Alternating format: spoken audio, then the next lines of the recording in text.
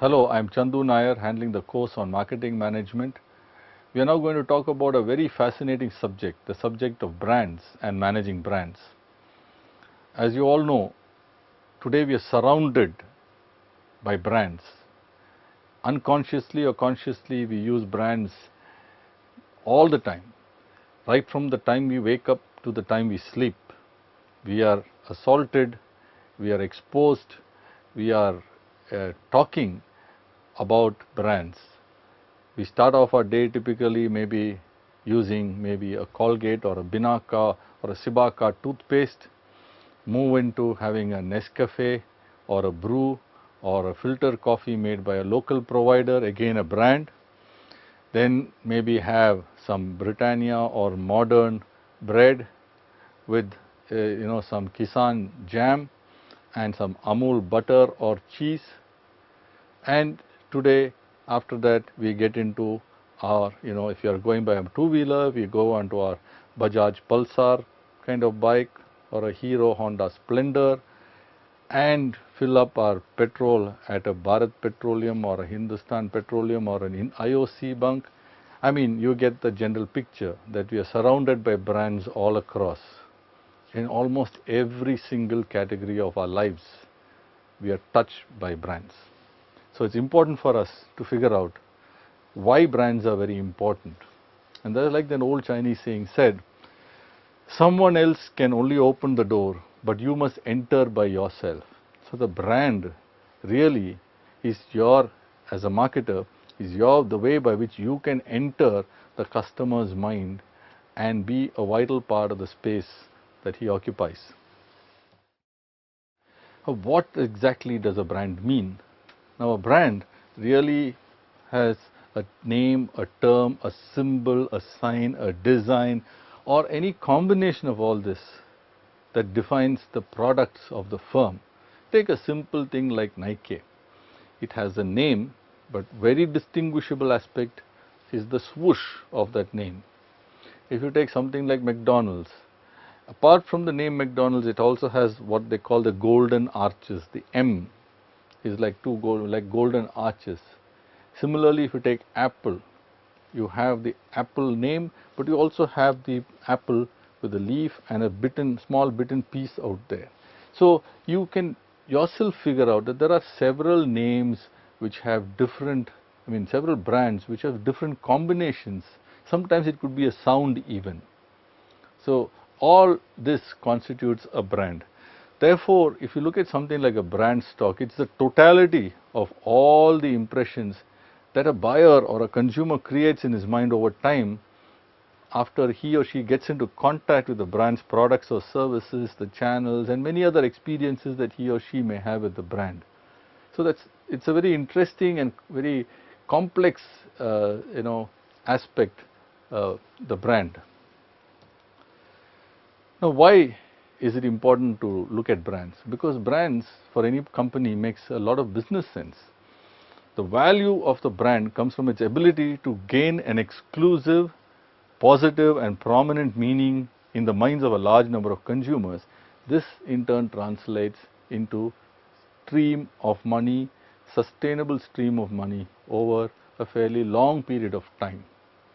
You may be surprised to hear that a company like IBM just celebrated 100 years of existence. For many people who are used to technology products and services, the word IBM conveys a certain high degree of acceptability, of credibility, of trust, of confidence, reliability, so on and so forth. It's called the Big Blue, International Business Machines. It's got a name for innovation. Recently, one of its computers defeated, in a very interesting contest of Jeopardy, defeated two human beings. So there's a lot going around that name of IBM, and it's been 100 years old. So brands for a company are really assets of the company. It may seem intangible, but many times today brands have greater value than physical assets. Like in the case of Coca-Cola, the value of the brand far exceeds the value of its physical locations and facilities. Why? Because it assures you of a certain level of future income, and a very sustained stream of income. It also offers you the possibility of getting additional consumers, higher loyalty, a premium, and greater frequency of purchase.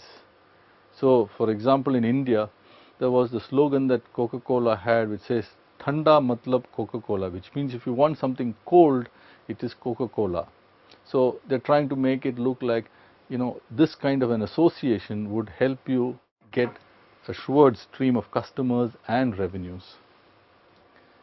Now, just take a look at some of the top brands in terms of value. In your textbook, you will find these names, the top 20 brands. Some of these names, not some, all of these names are globally well known. At the very top in your textbooks, you have Coca-Cola, Microsoft, IBM, going all the way down to Sony. What strikes you about these? That the number of companies from Asia are far lower than the number of companies from the US, which dominates this field.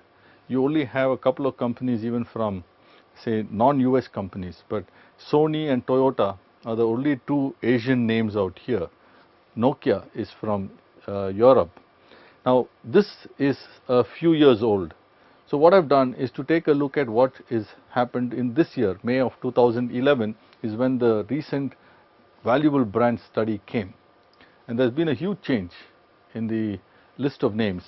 You have companies like Apple now right at the very top, and it's very surprising, for a company like Apple, which has a market capitalization of somewhere close to 300 billion US dollars, the value of the brand Apple is roughly about 153 plus billion dollars. If you want to understand what this means in Indian rupee terms, this is close to about 690,000 crores of Indian rupees. So 690,000 crores. Please understand, this is a very significantly large sum. 690,000 crores, you can yourself remember this number. It's a huge number. At number 2 is Google, which has a value of about 112 billion US dollars. Multiply that again by 4,500 crores on an average per billion dollars, you get a sense of how big these companies, the value of these brands are.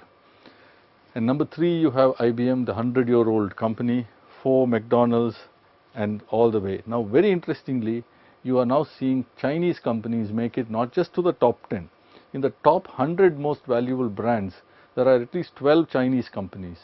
So, what we are now seeing is a fairly interesting shift of brand power from one part of the world to another part of the world, and you might see dramatic changes. The question to ask is, what will it take for an Indian company, an Indian brand, to make it to this elite list of valuable brands? There's a lot of work clearly that we have to do as a country and as a set of professionals to make sure this happens. But this gives you an idea of what the value of a brand is and why it is vital for us to manage a brand so well.